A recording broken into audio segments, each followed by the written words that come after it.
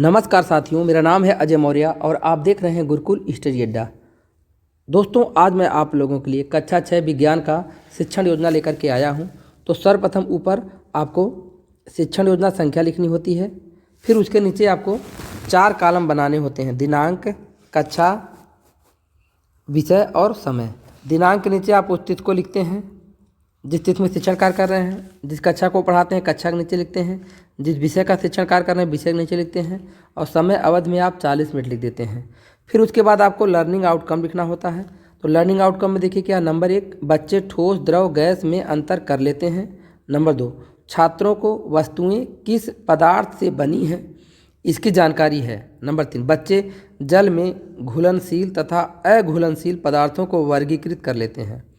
इसके बाद प्रकरण का नाम लिखा जाएगा। तो देखिए प्रकरण है हमारा पदार्थ एवं पदार्थ के समूह।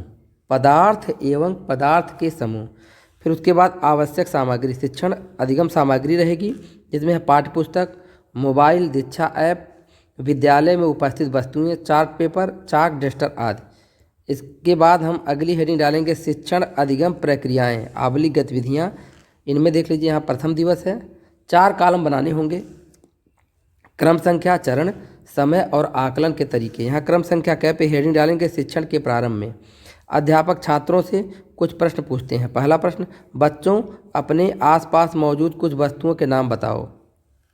नंबर 2, डस्टर को दिखाते हुए अध्यापक, ये कैसा पदार्थ है। नंबर 3, वर्गीकरण किसे कहते हैं। अब यहाँ देख लीजिए समय इसमें 5 मिनट का लगेगा। अब आकलन के तरीके में लिखेंगे प्रश्नोत्तर। यहाँ देख लीजिए बच्चों से प्रश्न करेंगे कि बच्चों अपने आसपास मौजूद कुछ वस्तुओं के नाम बताओ। तो बताएंगे चाक, डस्टर, डस्टबिन, बैग। दूसरा प्रश्न, डस्टर को दिखाते हुए अध्यापक एक ऐसा पदार्थ है। तो कहेंगे कि ठोस पदार्थ है। फिर अगला प्रश्न, वर्गीकरण किसे कहते हैं। छात्र निरुत्तर हो जाएंगे। अब बच्चों को बताएंगे पदार्थों के वर्गीकरण की आवश्यकता व आधार। अध्यापक बताते हैं कि आप अपने आसपास बहुत सी वस्तुएं देखते हो। हर एक वस्तु के अपने अलग अलग गुण होते हैं जिनमें हम उस वस्तु को पहचानते हैं। जब हम वस्तुओं को उनके गुणों, उपयोग आदि के आधार पर अलग अलग समूहों में रखते हैं उसकी पहचान आसानी से की जा सकती है। इसके बाद देख लीजिए यहाँ नंबर बी, इसी प्रकार अध्यापक एक गिलास पानी को पहले भगोने में डालते हैं, फिर थाली में, और फिर बच्चों से आकार परिवर्तन को देखने को कहते हैं। बच्चे आकार परिवर्तन को ध्यानपूर्वक देख रहे हैं। नंबर सी, अध्यापक एक मोमबत्ती जलाते हैं, उसमें से धुआं निकलता है। बच्चे ठोस, द्रव, गैस में अंतर को कॉपी में लिखते हैं। यहाँ देखिए जल के सापेक्ष भार के आधार पर गतिविधि।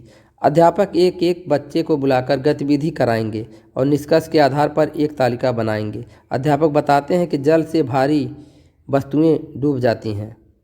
जल से भारी वस्तुएं डूब जाती हैं। देखिए द्वितीय दिवस में पारदर्शिता के आधार पर अध्यापक छात्रों को बताते हैं कि वे पदार्थ जिनके आर पार देखा जा सकता है वे पारदर्शी पदार्थ, जिनके आर पार नहीं देखा जा सकता वह अपारदर्शी पदार्थ, तथा वे पदार्थ जिनके आर पार धुंधला देखा जा सकता है वे पारभासी कहलाते हैं। कुछ वस्तुओं को दिखाकर अध्यापक प्रश्न पूछते हैं। अध्यापक किताब में बनी तालिका भी पूरी कराते हैं। कठोरता के आधार पर वर्गीकरण। अध्यापक बताते हैं कि वे पदार्थ जो आसानी से दब जाएं वे मुलायम पदार्थ, तथा जो पदार्थ दबाने पर न दबे कठोर पदार्थ कहलाते हैं। प्रश्न, पत्थर कैसा पदार्थ है। छात्र बताएंगे कठोर पदार्थ। मोबाइल पर दीक्षा ऐप पर वीडियो दिखाएंगे। चतुर्थ दिवस, जल में घुलनशीलता गतिविधि 40 मिनट। वस्तुओं को उनके सामान्य लक्षणों के आधार पर अलग अलग समूहों में व्यवस्थित करने की क्रिया को वर्गीकरण कहते हैं। बच्चे वर्गीकरण किसे कहते हैं को समझेंगे। पदार्थ की बाह्य रचना के आधार पर वर्गीकरण, भौतिक वर्गीकरण व आंतरिक रचना के आधार पर वर्गीकरण, रासायनिक वर्गीकरण कहलाता है। अध्यापक छात्रों को कुछ पदार्थ दिखाते हैं और बच्चों को 4 समूह में बांट देते हैं। इन समूहों में प्रत्येक समूह को एक पदार्थ देती हैं और कहती हैं, बच्चों हम लोग जानते हैं कि एक पदार्थ से कई वस्तुएं बन सकती है। तो प्रत्येक समूह दी हुई वस्तुओं पदार्थ से बनने वाली वस्तुओं की सारणी बनाएंगे। पदार्थ की अवस्थाएं। अध्यापक छात्रों से प्रश्न करते हैं, प्रश्न, पदार्थ किसे कहते हैं? अध्यापक कुछ पदार्थ वस्तुओं को दिखाते हैं और बच्चों से पूछते हैं कि आपको इसमें क्या दिख रहा है। अध्यापक आगे बताते हैं कि वस्तु जिसमें भार हो और स्थान घेरता हो उसे पदार्थ कहते हैं। प्रश्न, पदार्थ कितने प्रकार के होते हैं? अध्यापक ठोस, द्रव, गैस में अंतर बताते हैं। गतिविधि ए, अध्यापक कुछ कांच की गोलियों को पहले गिलास में डालते हैं, फिर थैले में। बच्चों से आकार में हो रहे परिवर्तन को देखने को कहते हैं। बच्चे कांच की गोलियों के आकार में परिवर्तन हो रहा या नहीं देखते हैं, वह समझते हैं। अध्यापक बच्चों को एक एक कर बुलाते हैं, वह कहते हैं गिलास में पानी भरे। बच्चे पानी भरते हैं, वह नमक को घोलते हैं तो पानी में नमक घुल जाता है। फिर दूसरे बच्चे को रेत देते हैं, वह पानी में घोलने को कहते हैं तो बच्चा रेत को पानी में घोलता है तो निष्कर्ष निकलता है कि रेत पानी में अघुलनशील है। अध्यापक बताते हैं कि जो पदार्थ पानी में घुल जाए वो घुलनशील पदार्थ, और जो पदार्थ पानी में न घुले उसे अघुलनशील पदार्थ कहते हैं। नमक पानी में घुलनशील तथा मिट्टी के तेल में अघुलनशील है। चुंबक के सापेक्ष व्यवहार के आधार पर अध्यापक आसपास की वस्तुओं को इकट्ठा करते हैं, वह चुंबक के पास बारी बारी लाते हैं, वह अवलोकन के आधार पर तालिका बनवाते हैं। बच्चे प्रयोग करेंगे, वह तालिका बनाएंगे। अध्यापक बताएंगे कि जिन पदार्थों को चुंबक अपनी ओर आकर्षित करता है वे चुंबकीय, और जिनको चुंबक अपनी ओर आकर्षित नहीं करता अचुंबकीय पदार्थ कहलाते हैं। प्रश्न, लकड़ी चुंबकीय पदार्थ है या अचुंबकीय? छात्र बताएंगे अचुंबकीय पदार्थ। कांच चुंबकीय पदार्थ है या अचुंबकीय? अचुंबकीय पदार्थ। क्रियाकलाप, अध्यापक चाक को तोड़कर पीस देते हैं और कपड़े से छानते हैं। छानने पर अति सूक्ष्म कण चाक के प्राप्त होते हैं। अध्यापक कहते हैं ये चाक अत्यधिक छोटे कणों से मिलकर बना है। ये सूक्ष्म कण ही परमाणु अणु कहलाते हैं।